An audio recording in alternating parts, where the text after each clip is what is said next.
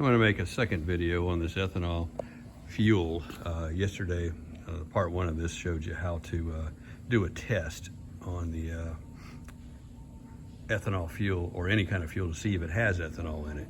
Just to recap, you basically fill the bottles up with water to about a quarter, and then you draw a line with a marker, and then you put the fuel on top. I usually do maybe 4 parts fuel, just a little bit on the water, and then you shake it up. And then when it all settles down, if that line goes up any, that is ethanol fuel. So you can see this is ethanol fuel here. So let's just say that, you know, it's advertised as what it is 10% ethanol. So this line went up. That's 10% of the fuel that was lost. And as this is non-ethanol, this is our gas that we buy for all the cars here in this tanker truck to fuel classic cars in our warehouse. And so yeah, there's a lot of reasons for ethanol. You know, my opinion is it's a way, if it's 10% ethanol, it's a way to sell you 10 gallons and only give you 9. That's really the bottom line to it. This extra little bit of nothing here just goes right through your engine, and it loses, you know, 10% efficiency. So you usually get about 10% better gas mileage if you run this fuel, if you can find this fuel in your area. Being in Dallas, we can't do that. We have to go out of state to get it, or pay a lot through Buc-ee's and things like that. So what I wanted to do here is just shake these up and show you how quick you can tell the difference. Okay, this is the non-ethanol fuel here, and we already know that by letting it settle in its line. But watch how quick this works. This is a shake up. Here it goes. Just shake it up, and you're going to see it. And almost immediately, it separates, and it comes down to that line.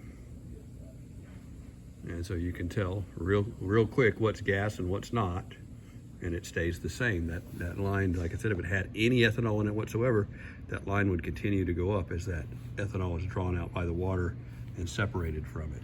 Now, this is the certain ethanol fuel here, as we can tell by that. Watch what this does. Looks like a can of lemonade.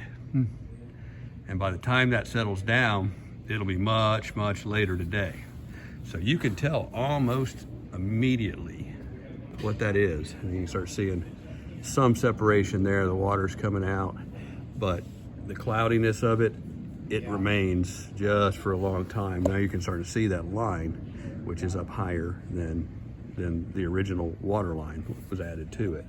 So that's your ethanol fuel. And you know, so there's tons of videos that show you what damage this causes. Most people are oblivious to it, and most people are not subject to it because they use their cars like a pair of tennis shoes. They drive them every day, they wear them out, and they dispose of the car and they get another one. So if you do that, you won't have any problem with this fuel at all.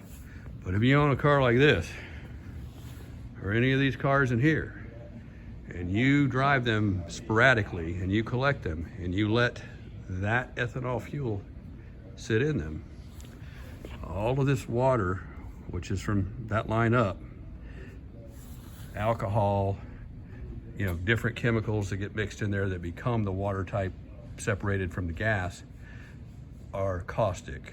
Not only are they harmful to humans, they are certainly harmful to your metals in your gas tank, your fuel pump, your fuel injectors, your carburetor especially, your fuel lines, anything it touches, that bottom 10%, because it's going to settle and it's going to give you that same effect in your gas tank. And that bottom part is going to get chewed up. And it's not just the gas tank, it's your fuel lines. With the gas tank's the easy part. It's the other stuff that you don't see that most people miss that's the hard part. So that's what it does.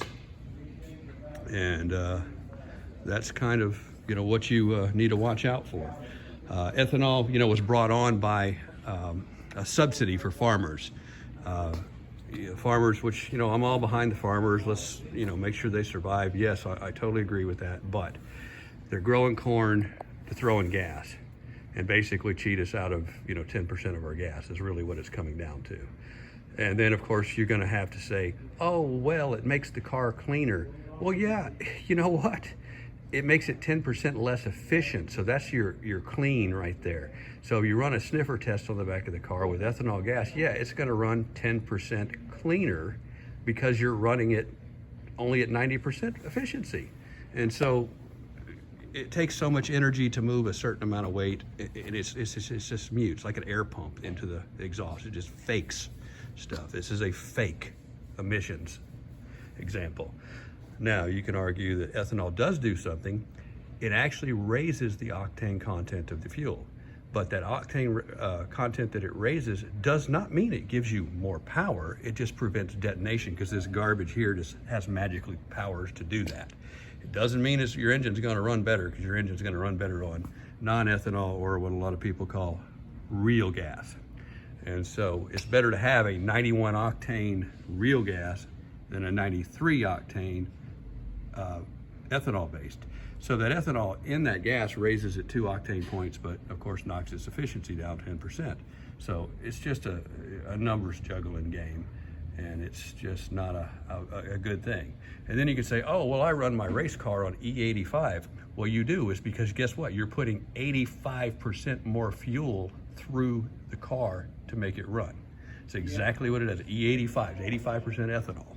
And so you're running, and if you watch the fuel economy or any kind of flex fuel car, what they do is when they sense the E85, basically they open the injectors up to almost 85% more.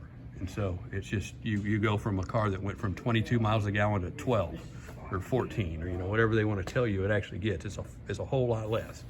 Oh, but E85 is cheaper. Well, you use more of it, so it's not. It's just a numbers game. Like I said, this is the best way. This has been tried and true.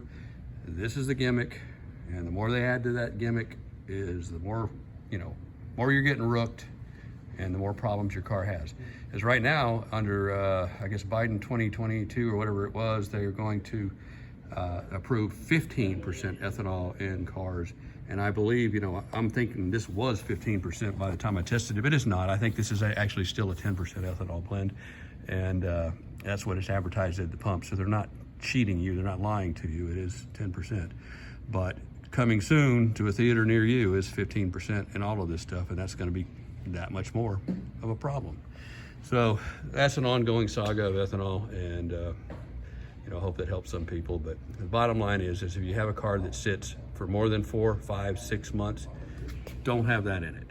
If you have a car that sits longer, I've seen up to cases to where this fuel here can last in a car for several years.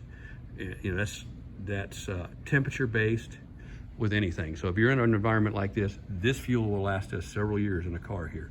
This fuel won't last us 6 months, 8 months. It'll really get bad. By a year, it's damaging or less. Now, if you have a car that sits in a 95-degree garage, you can bet that's 2 months. So if you need to remind yourself, how many of you had lawnmowers or weed eaters that you let sit over the winter and they don't run anymore? That's because of this stuff right here. And that's what, same thing happens to your cars. They say, oh, well, the small motors are more sensitive. No, they're not. They just they sit more. So if you own a motorcycle also that you don't ride every day, like something up there, you put ethanol in it, it's gonna mess it up. But your daily driver is not as subject to it because you are using it all the time. And that fuel is just fine for using all the time. But if you forget, and for whatever reason you need to let your car sit, you're gonna have a problem with it. And then I don't care what some company tells you, any additive does not counteract this. It does not. You cannot put an additive in there that is going to eliminate that. There are some additives, I think, that will cause what they call phase separation, delay it some. But eventually it's going to happen.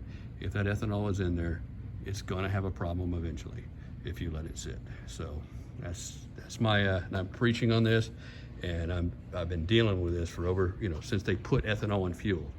And when they put ethanol fuel in our market in Dallas was roughly, I think in '99, it was for a year 2000 deal. And we really didn't recognize it. I was like, okay, what is this? Yeah, now the pump says something different on it.